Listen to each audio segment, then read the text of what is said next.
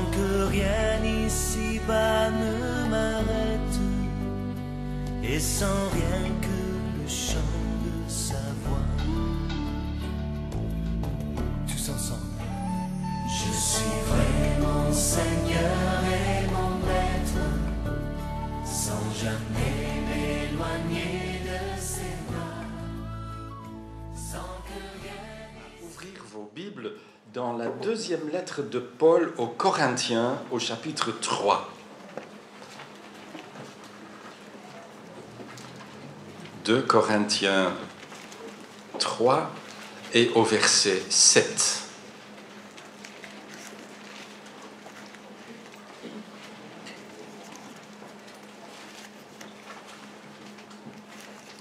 Paul parle là d'une parallèle entre la loi et l'esprit.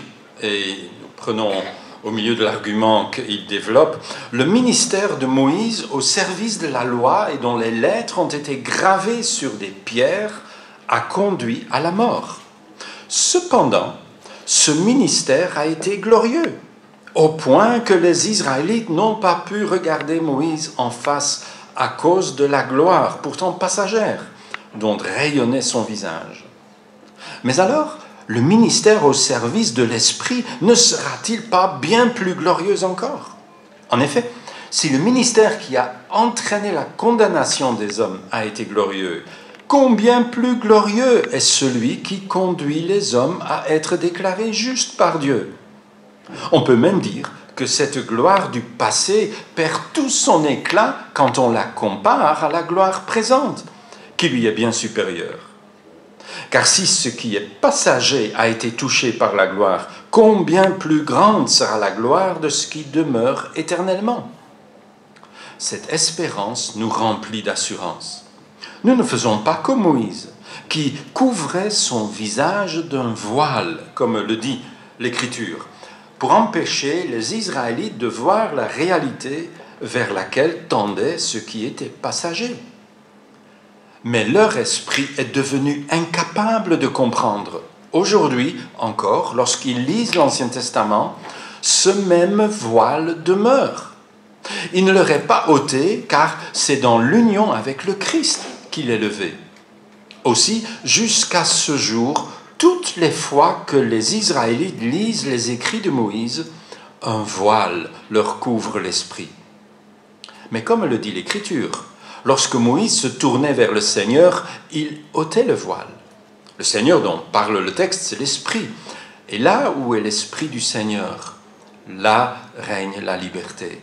Et nous tous qui, le visage découvert, contemplons comme dans un miroir la gloire du Seigneur, nous sommes transformés en son image, dans une gloire dont l'éclat ne cesse de grandir.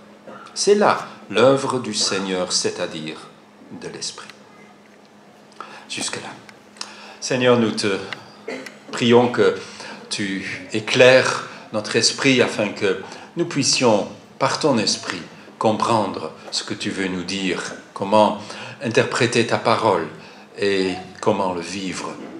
Te prions cela pour nos enfants, bien sûr, et te prions que tu nous conduises tous par ton Esprit Saint. Au nom de Jésus. Amen.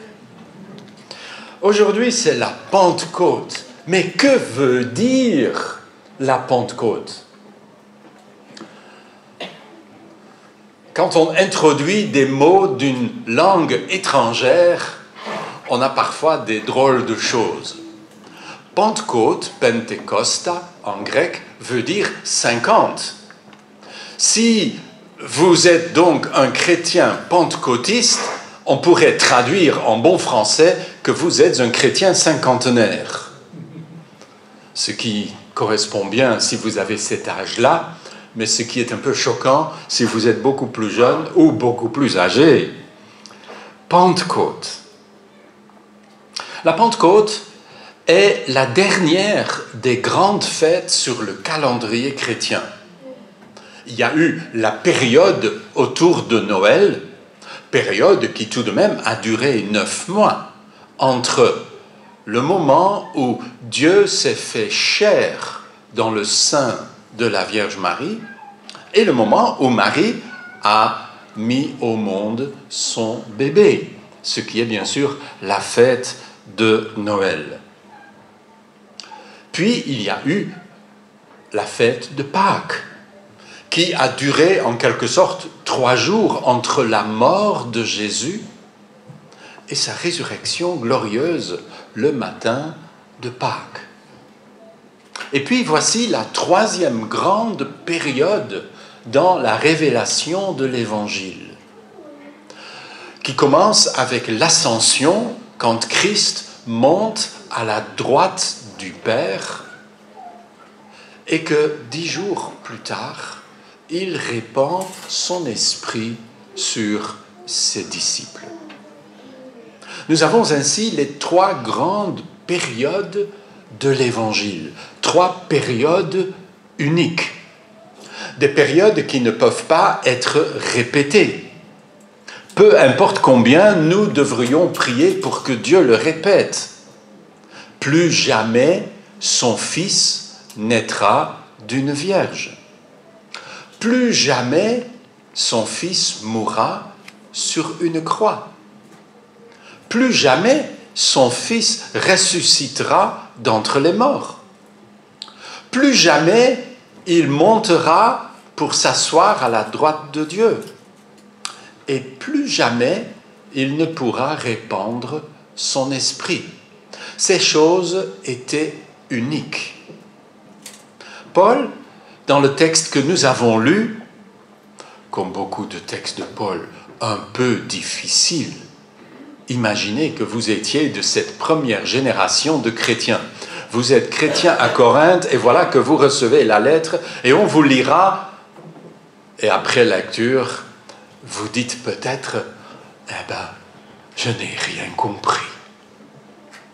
Mais apparemment, du temps des apôtres, on a compris. On y reviendra dans un instant.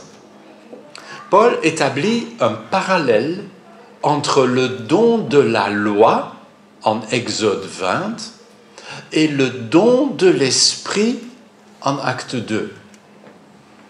Et il y a 2 semaines environ, je suis tombé sur un article d'un collègue, un pasteur, qui parle des 8 ressemblances entre la Pentecôte chrétienne et le don de la loi dans l'Ancien Testament.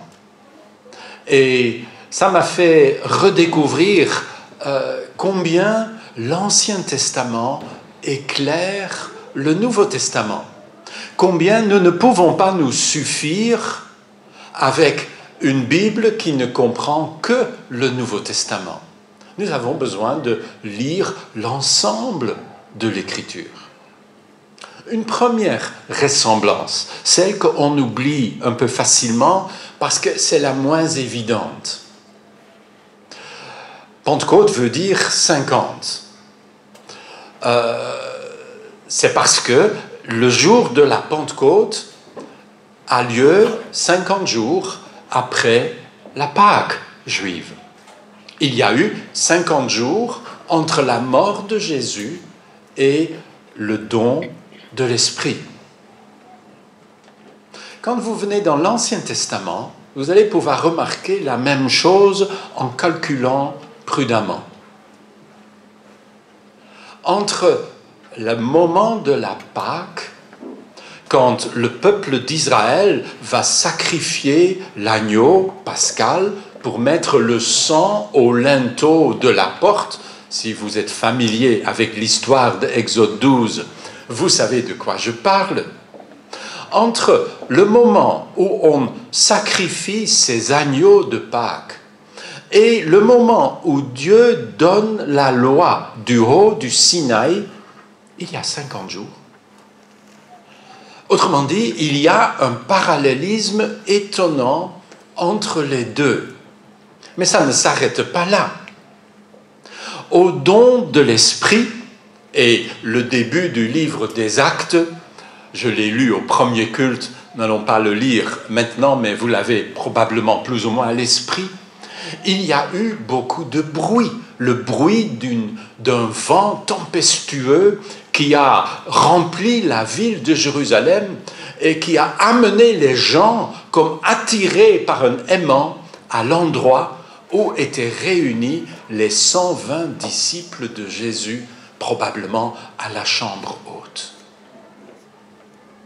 De même, dans l'Ancien Testament, quand Dieu donne la loi, nous lisons qu'il y eut des coups de tonnerre et des éclairs, une épaisse nuée couvrit la montagne, l'on entendit un son de cornes puissant, et le peuple commence à trembler de peur. Autrement dit, il y a aussi des éléments périphériques autour du don de la loi qui sont rappelés dans le don de l'Esprit. Ensuite, nous lisons dans le livre des Actes qu'il y a comme du feu qui se sépare en flammèche et qui se pose sur la tête des disciples. Pas seulement des 12, mais sans doute des 120 qui sont réunis là ensemble. De même, dans l'Exode, toujours au chapitre 19, nous lisons que le mont Sinaï était enveloppé de fumée parce que l'Éternel était descendu là au milieu du feu et la fumée s'élevait comme celle d'une fournaise. Le feu, le bruit, le feu, le fait que c'est à 50 jours de la délivrance, délivrance d'Égypte, délivrance à la croix où Jésus meurt. Dans les deux cas, c'est la parole de Dieu qui est transmise.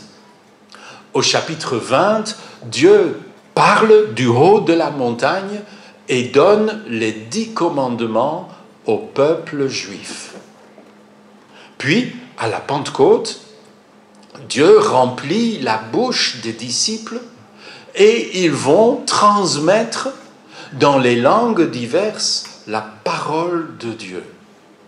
Et la parole de Dieu va remplir Jérusalem comme cela n'avait pas été le cas depuis de longs siècles. Puis, dans l'Ancien Temps, en Exode 19, Dieu dit qu'il va faire du peuple d'Israël un peuple de sacrificateurs et de rois. Il va en faire son peuple particulier et précieux. Vous avez ce texte dans Exode 19.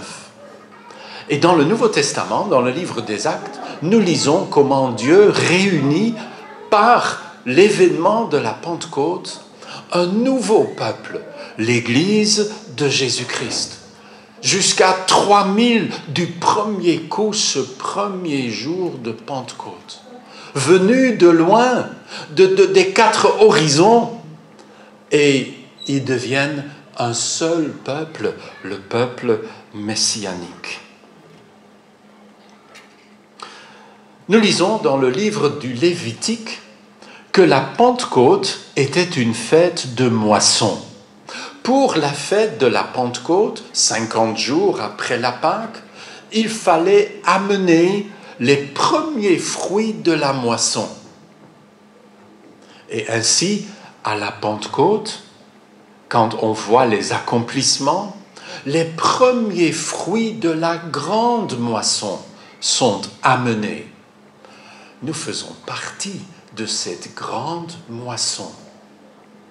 Quand le jour de Pentecôte, cela va atteindre des Juifs venus de tous les horizons, cela nous rappelle que cela va finir par atteindre un peuple aussi loin qu'on peut regarder. Et nous savons avec joie et reconnaissance que nous faisons partie de ce peuple. Durant l'exil à Babylone, quand le peuple est enlevé de son pays, le peuple n'est plus un peuple agricole comme en Israël. Il n'y a plus les mêmes saisons de moisson comme en Israël. Et la fête de Pentecôte perd son sens d'amener les premiers fruits. Nous le savons bien chez nous. Chez nous, les moissons ne sont pas au mois de juin, mais on peut amener les premiers fruits seulement en automne, quand c'est le temps de la moisson. Et ainsi, on va revenir à un autre sens pour la fête de la Pentecôte, qui est là jusqu'à aujourd'hui dans le peuple juif. La Pentecôte est la fête du don de la loi, 50 jours après Pâques. Dieu donne sa loi au peuple. Il l'écrit sur des tables de pierre et Moïse vient chargé de ces 2 tables pour l'apporter au peuple quand il descend de la montagne. Et ainsi, à la Pentecôte, la parole, la loi de Dieu est encore une fois transmise, non pas cette fois-ci sur des tables de pierre, mais inscrit dans le cœur des disciples. Paul dit cela en 2 Corinthiens 3. Vous êtes des lettres de Christ, pas écrites sur des tables de pierre, mais sur des tables de chair, c'est-à-dire sur votre cœur. Et puis une dernière ressemblance. Quand Moïse descend de la montagne, il rejoint Josué qui campait à mi-hauteur, et Josué lui dit « J'entends du bruit, il y a de la fête dans le camp, ou peut-être de la guerre. » Et Moïse dit « Non. Le peuple s'est perverti. » Et quand Moïse descend de la montagne, il brise les tables inscrites du doigt de Dieu et il va remettre de l'ordre dans le peuple réuni autour d'un veau d'or pour revenir à une idolâtrie crasseuse. Et Moïse demande à ce que les Lévites viennent avec lui et 3000 personnes du peuple d'Israël meurent. On ne se moque pas de Dieu. Et à la Pentecôte, Dieu semble comme renverser la malédiction. Et 3000 personnes, exactement le même nombre, 3000 personnes s'attachent au Messie et deviennent disciples de Jésus. 8 ressemblances pour indiquer quel parallélisme il y a entre le don de la loi et le don de l'Esprit. Ça veut dire qu'on ne peut pas et on ne doit pas lire le Nouveau Testament sans l'Ancien Testament, ni vraiment l'Ancien Testament sans le Nouveau Testament. C'est les deux ensemble qui nous donnent la perspective divine. Noël, Pâques et Pentecôte s'inscrivent dans un plan de Dieu pour le salut du monde. Et ce qui est annoncé dans l'Ancien est accompli dans le Nouveau. Cela est écrit en toutes lettres, mais personne ne l'avait vu ainsi. On a beau lire dans le prophète Ésaïe que le Messie naîtra d'une vierge, personne ne l'avait compris ainsi. On a beau écrire dans le même prophète que le Messie mourrait pour les péchés de son peuple, mais en Israël, personne ne l'a compris. Dieu écrit l'histoire avec de l'encre invisible. Vous vous rappelez, probablement du moins, quand vous étiez gosse, moi j'ai passé par là, on s'écrivait des lettres à l'encre invisible. Et si vous vouliez lire, vous devriez tenir le papier à la lumière du soleil. Et tout à coup, ce qui était illisible devenait lisible. N'est-ce pas ainsi que Dieu écrit l'histoire? Si tu veux vraiment comprendre l'histoire, il faut la tenir à la lumière du Fils de Dieu. Et tout à coup, tu vois ce que Dieu est en train de faire. et tu peux t'inscrire dans son plan. Le peuple juif n'a pas vu cela dans son ensemble. Le peuple juif s'est fermé à cela. Quand vient le Messie, ils ne le reconnaissent pas. Et ils le clouent sur une croix. Dans leur incrédulité, ils accomplissent ce que pourtant leur propre loi écrit. Et Paul dit que chaque fois qu'ils lisent la Bible, l'Ancien Testament, il y a comme un voile qui descend sur eux. Ils ne voient pas. Ce n'est pas de la mauvaise volonté. Les Juifs ne sont pas involontaires. Ils ne voient pas. Il y a comme un voile qui ne s'enlève que quand on se tourne vers le Seigneur et que l'Esprit de Dieu fait son œuvre de dévoilement dans le cœur. Dans le Nouveau Testament, ça peut être un peu pareil. On peut lire le Nouveau Testament et avoir comme un voile. On ne voit pas. Ça ne veut pas réellement dire quelque chose. Le cœur reste froid. Il faut qu'on se tourne vers le Seigneur. Il faut tenir l'écrit à la lumière du Fils de Dieu pour qu'on voit et que notre cœur se met à s'enflammer en nous. Il y a des ressemblances. Il y a aussi des différences.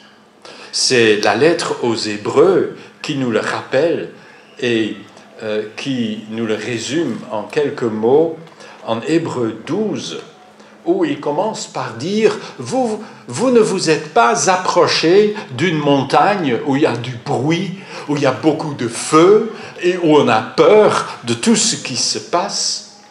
Non, vous, au contraire, vous vous êtes approchés de la montagne de Sion, de la cité du Dieu vivant, de la Jérusalem céleste, avec ses milliers d'anges en fait. Vous vous êtes approchés de l'assemblée des fils premiers-nés de Dieu dont les noms sont inscrits dans les cieux. Vous vous êtes approchés de Dieu, le juge de tous les hommes, et des esprits des justes qui sont parvenus à la perfection. Vous vous êtes approchés de Jésus, le médiateur d'une alliance nouvelle, et de son sang répandu, qui parle mieux encore que celui de Abel. Il y a aussi des différences.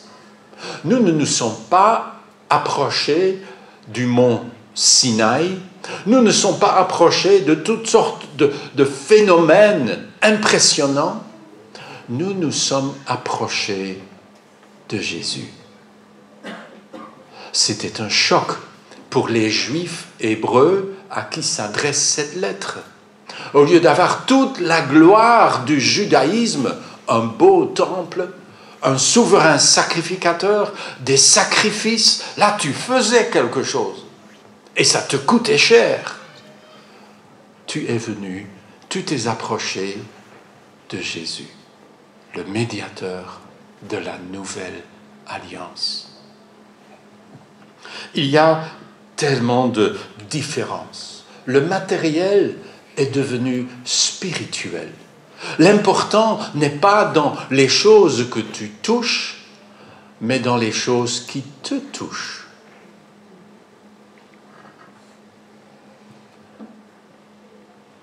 L'apôtre qui écrit cette lettre aux Hébreux ne dit rien pourtant au chapitre 12 de l'esprit.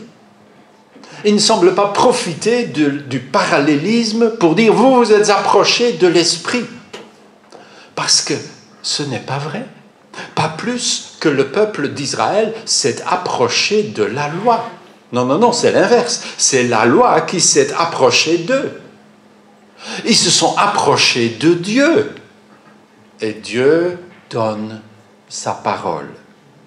De même, dans le Nouveau Testament, nous nous sommes approchés de Jésus. Et par son esprit, nous pouvons faire cela. L'esprit, comme la loi, est médiateur. Il nous permet d'arriver de pénétrer dans la présence de Dieu. Il est l'esprit discret. Pierre nous a lu en Jean 16 tout à l'heure. L'esprit n'est pas là pour parler de lui-même, mais pour parler de Jésus. Il n'est pas là pour se mettre au centre, mais pour mettre le Christ au centre.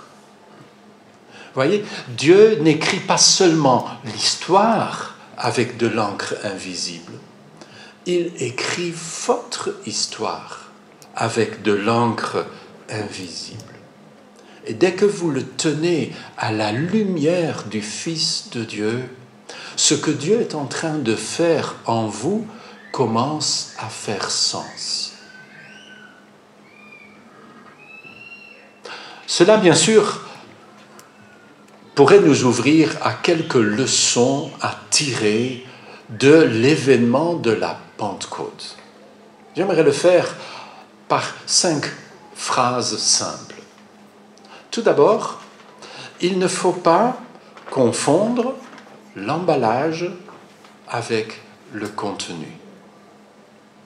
Ce qui est essentiel en Exode, ce n'est pas la montagne du Sinaï tout en feu. L'essentiel, c'est ce que Moïse apporte quand il descend. La loi de Dieu, inscrite sur un simple matériau terrestre.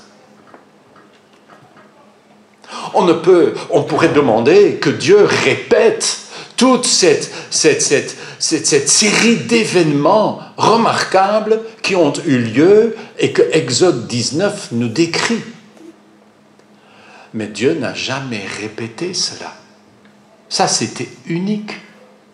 Ce qui est permanent, c'est le don de sa parole. C'est pour cela que beaucoup plus tard, le prophète Ésaïe peut dire à la loi et au témoignage, si on ne parle pas comme ça, il n'y a pas d'avenir. Dans le Nouveau Testament, c'est pareil. Ce qui se passe le jour de la Pentecôte, en phénomène extraordinaire, n'est bien sûr pas répétable. Ça, c'est unique. Ce qui est durable, c'est le don de l'Esprit. Dieu a donné son Esprit. Deuxième chose, il nous faut bien sûr chercher à comprendre ce que Dieu est en train de faire, comprendre son but. Pourquoi est-ce que Dieu donne sa loi de cette façon ? Vous serez sans doute d'accord avec moi que c'est bien plus impressionnant que de passer au bon livre et de vous acheter une Bible. Les faits elles-mêmes. Vous avez la parole sainte de Dieu en vos mains. Mais Dieu n'invite pas le peuple d'Israël tout simplement à passer au bon livre.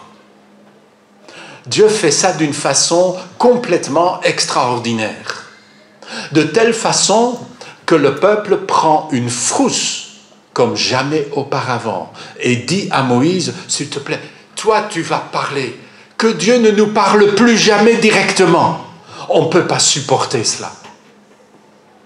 Vous voyez, ils avaient attrapé la crainte de l'Éternel. Et la crainte de l'Éternel est le début de la sagesse, nous rappelle l'Ancien Testament.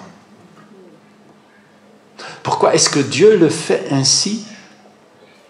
Je pense à quelque chose que Dieu dit plus tard à la fin de Ésaïe, en Ésaïe 66. Il écrit ceci, j'ai imprimé ça quelque part. Il faut que je cherche un peu. Voici, dit Dieu, sur qui je porterai mes regards, sur le malheureux qui a l'esprit abattu et qui tremble à ma parole. Je pense que c'est ce que Dieu a voulu atteindre ce jour, 50 jours après la Pâque en Égypte, quand il a donné sa parole du haut de la montagne. Il a voulu que son peuple tremble à sa parole. Et plus tard, beaucoup plus tard, c'est ce qu'il rappelle par Ésaïe. Et cela ne s'est pas passé ainsi. Le peuple n'a pas continué à trembler à la parole de Dieu. Le peuple a commencé à traiter la parole de Dieu comme si ce n'était rien. Et il s'est perdu et avarié dans l'idolâtrie, jusqu'à ce que Dieu a dit « ça suffit, vous allez partir. Vous ne méritez pas d'être dans mon pays et dans ma ville et d'avoir ma parole. » Et c'est à Babylone que le peuple d'Israël va enfin apprendre la valeur de la parole de Dieu. Et il se met à trembler devant cette parole. Est-ce que cette parole nous fait trembler? J'ai parfois l'impression qu'aujourd'hui, dans le christianisme, ce qui passe pour être du christianisme, on tremble de moins en moins à la parole de Dieu.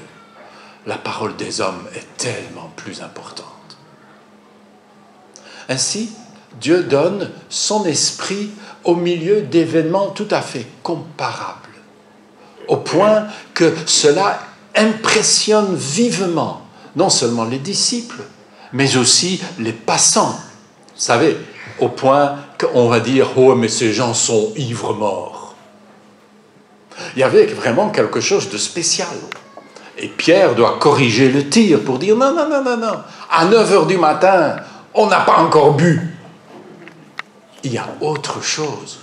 Dieu a répandu son esprit par son serviteur Jésus, pour que nous marchions désormais selon son esprit, qu'il soit le maître en nous, tout comme Dieu voulait que sa parole soit le maître en nous. Troisièmement, Dieu veut que nous soyons au clair de la mission que Dieu a dans le monde. Quelle est sa mission? Dieu a un monde à sauver. Depuis que Adam et Ève ont perdu tout ce que Dieu leur a donné, ils n'étaient pas encore juifs. Ils étaient de simples humains, comme nous tous. Il n'y a pas encore la distinction entre les peuples. Dieu a destiné à racheter le peuple et à ramener le monde à lui. Il a fini par envoyer son Fils afin de réconcilier le monde avec lui-même. Et le don de la loi était un moment important pour que par sa parole, il ait un peuple sanctifié. Dieu n'envoie pas n'importe qui pour sauver le monde. Il envoie des gens qui ont été transformés par sa présence. Ainsi, quand Jésus va appeler à lui ses disciples, les 12, du milieu du grand groupe de ses disciples, il est dit dans le texte des évangiles qu'il les appela pour qu'ils soient avec lui et pour qu'il les envoie. Vous voyez, il y a un double but. Les avoir avec lui, et pendant environ 3 ans, il a vécu avec eux, devant eux, il a pris soin d'eux, il a montré ce que Dieu désire. Et puis, quand viendra le Saint-Esprit, ces gens transformés, formés par la présence de Dieu, vont changer le monde en y apportant l'Évangile. Et ainsi, quand viendra le Saint-Esprit, Dieu est prêt à envoyer les gens, non plus au seul peuple juif, mais au monde tout entier. Et le signe évident, bien sûr, est de parler en langue. Dieu fait que ces gens, simples disciples, galiléens en grande partie, se mettent à parler dans toutes les langues énumérées en Acte 2, de tous les horizons. Et ces Juifs, parce que ce sont tous des Juifs, entendent quelque chose qu'ils n'avaient encore jamais entendu. Ça ne nous frappe pas au premier regard. Mais il faut s'imaginer que les Juifs de ce temps-là ressemblaient un peu aux Arabes d'aujourd'hui. Les Arabes ne sont pas très friands qu'on traduise le Coran dans les langues modernes. Si tu veux savoir vraiment ce que Allah dit, tu dois apprendre l'arabe. À prime abord, on se dit, c'est quand même être un fameux obstacle. Les Juifs étaient pareils. Dieu ne parle qu'une langue, la nôtre, l'hébreu. Il y a encore parfois un peu de cet orgueil, même parmi les païens, qu'on croit que sa langue, c'est la plus belle. Son peuple est le plus important. Mais il n'en est bien sûr rien. Dieu a dit, dans les prophètes, que le jour viendrait, puisque Israël ne voulait pas entendre Dieu parler en hébreu, Dieu enverrait les siens parler dans les langues des barbares, les langues des païens. C'était un jugement. Tu ne veux pas entendre ma parole dans ta langue, désormais tu l'entendras dans une autre langue. Tu l'entendras dans les langues des peuples parmi lesquels vous êtes exilés. Et Dieu se met à parler latin, et arabe, et chinois. Bon, c'est pas dans la liste, mais Dieu parle toutes les langues. Dieu devient et se rend accessible à tout un chacun. Et les seuls qui ne peuvent pas le comprendre, c'est le peuple d'Israël, jusqu'à ce que revienne le Messie. Ainsi, les langues sont de vraies langues, bien sûr. Ce sont les langues des païens. Ne dites pas qu'en langue on parle hébreu, ce n'est pas vrai. Dans les langues, Dieu s'adresse aux incroyants juifs, comme le dit l'apôtre Paul en 1 Corinthiens 14. Les langues sont un signe pour les incroyants, pas les païens, mais le peuple de Dieu devenu incroyant. C'est un jugement. Vous avez remarqué qu'il y a beaucoup de Juifs à Corinthe. Quand je vous ai lu 2 Corinthiens 3, je suis sûr que chez la plupart, c'est passé un peu au-dessus de votre tête. C'est des choses qu'il faut vraiment s'asseoir, prendre un bic et commencer à étudier pour essayer de comprendre.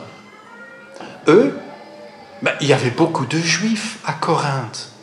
Il suffit de lire le début de 1 Corinthiens pour le savoir. Beaucoup de Juifs. Et les langues étaient un signe aux incroyants Juifs pour qu'ils puissent comprendre que Dieu était passé à autre chose, que Dieu avait tourné la page et que désormais Dieu adresse sa parole aux païens. Ça, c'est la mission. Et nous voulons, bien sûr, nous inscrire dans cette mission-là. Dieu nous donne le privilège de nous tourner vers les païens, pas vers les Juifs. Mais bien sûr qu'on peut se tourner vers les Juifs.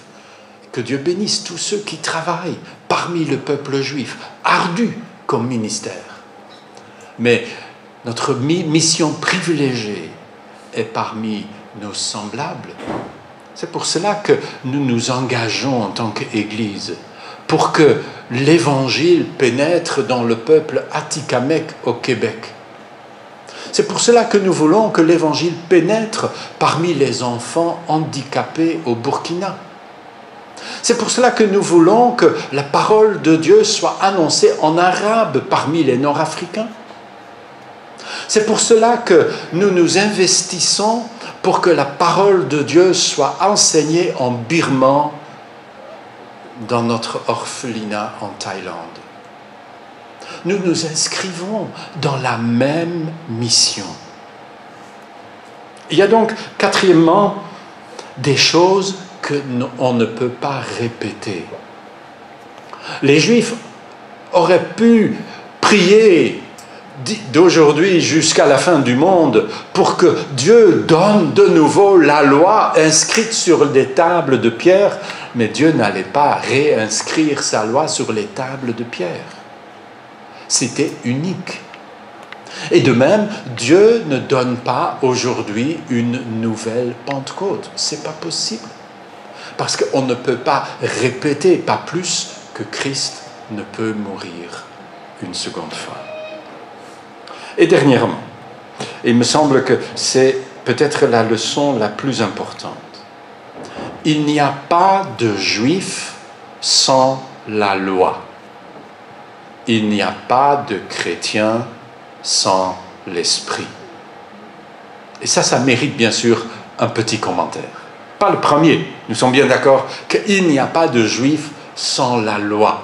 Ce qui nous choque parfois chez les Juifs, c'est quand ils vivent sans la loi, comme dans beaucoup de cas dans le peuple d'Israël aujourd'hui. Mais il n'y a pas de chrétien sans l'esprit. Qu'est-ce qu'il faut faire si tu n'as pas reçu l'Esprit de Dieu? Est-ce qu'il faut courir au premier endroit pour te faire imposer les mains afin que tu puisses avoir l'Esprit de Dieu? Non. Non. Il y a un texte qui clarifie cette question. En Romains 8. En Romains 8, 9, l'apôtre Paul écrit « Si quelqu'un n'a pas l'Esprit du Christ, il ne lui appartient pas. » Et si tu n'appartiens pas à Christ, qu'est-ce qu'il te faut de toute urgence? Te convertir, naître de nouveau, te donner à Christ pour qu'il entre en toi et que tu lui appartiennes. Et il te donne son esprit, parce que c'est sa promesse. Car la promesse est donnée à vous qui êtes auprès comme à ceux qui sont au loin, rappelle l'apôtre Pierre le jour même de la Pentecôte. Il n'y a pas de chrétien sans l'esprit. Un homme ou une femme sans l'esprit n'est pas un chrétien. Il a besoin de se repentir et de venir à Christ. Mais, et Paul écrit juste quelques versets plus loin, il écrit ceci au verset 13 et 14 de Romains 8. « Si vous vivez à la manière de l'homme livré à lui-même, ça veut dire si vous êtes votre propre maître, vous allez mourir. Ça veut dire mourir sans Christ, pour une éternité sans Dieu. Ça s'appelle l'enfer. Mais si par l'Esprit, vous faites mourir les actes mauvais que vous accomplissez dans votre corps, vous vivrez, car ceux qui sont conduits par l'Esprit de Dieu sont fils de Dieu. Le chrétien, non seulement a l'Esprit, c'est une façon extrêmement malheureuse d'exprimer les choses, comme si l'esprit est quelque chose que tu peux avoir. Non, cet esprit doit nous conduire. Ceux qui sont conduits par l'esprit sont fils de Dieu. Si tu n'es pas conduit par l'esprit, ben oui, vous avez tout compris. C'est que vous n'êtes pas fils ou fille de Dieu. Et la grande question est donc, qui conduit votre barque? Qui est le maître de votre vie? Qui est le maître de ma vie? Est-ce que le Saint-Esprit me conduit? Autrement dit, est-ce que je fais ce qu'il me dit? Ou est-ce que je suis seul maître à bord dans ma vie? Et je détermine ce que je fais, où je vais travailler, ce que je vais faire comme carrière, c'est mon affaire. Est-ce que je suis un païen religieux ou un chrétien spirituel? Qui conduit ma vie?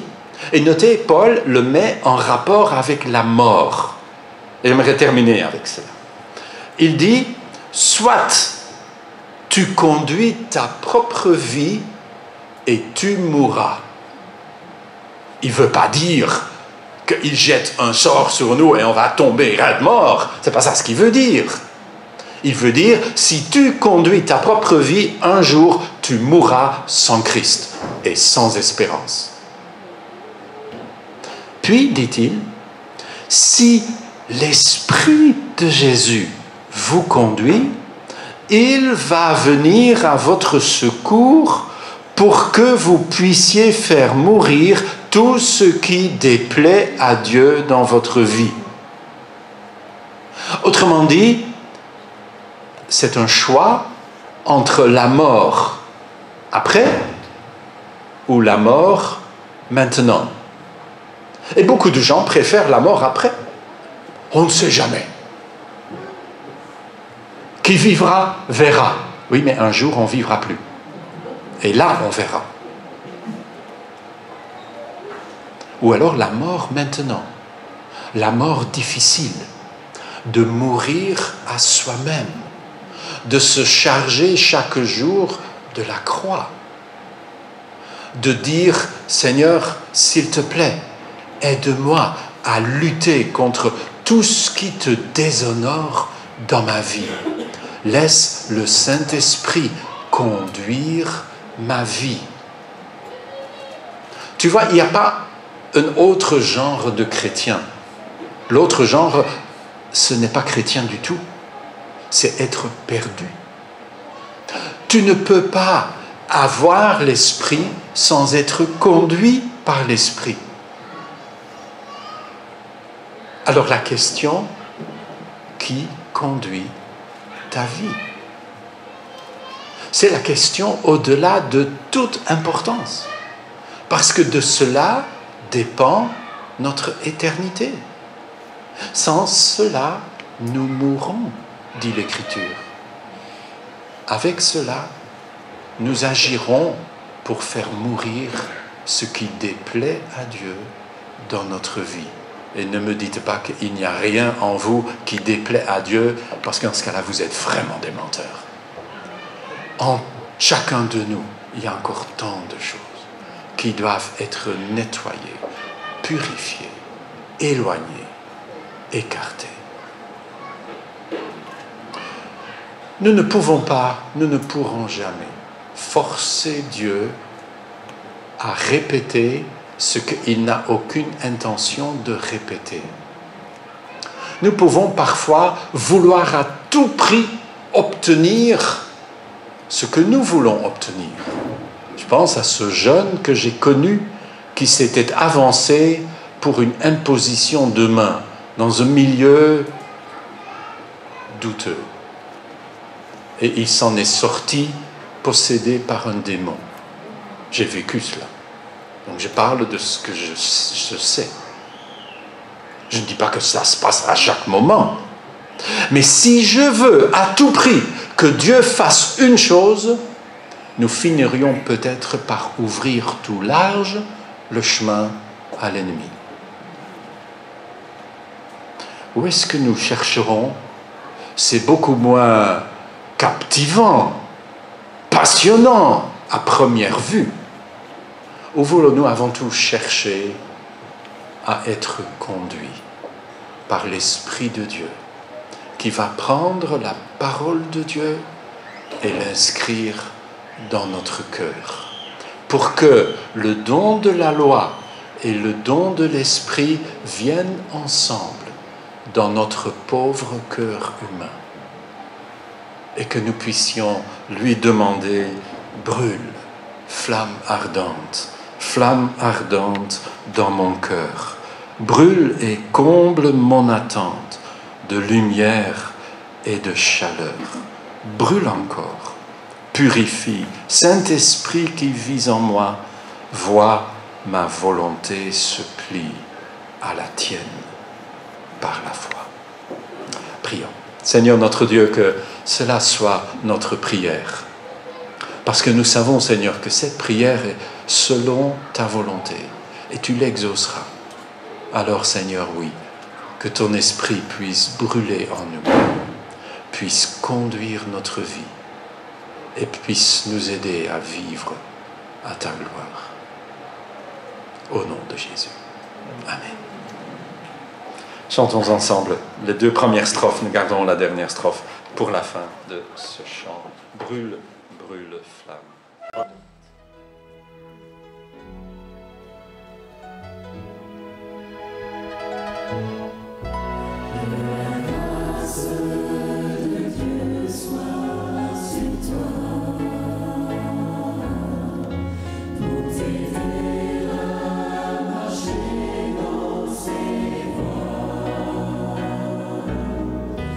Reçois tout son pardon.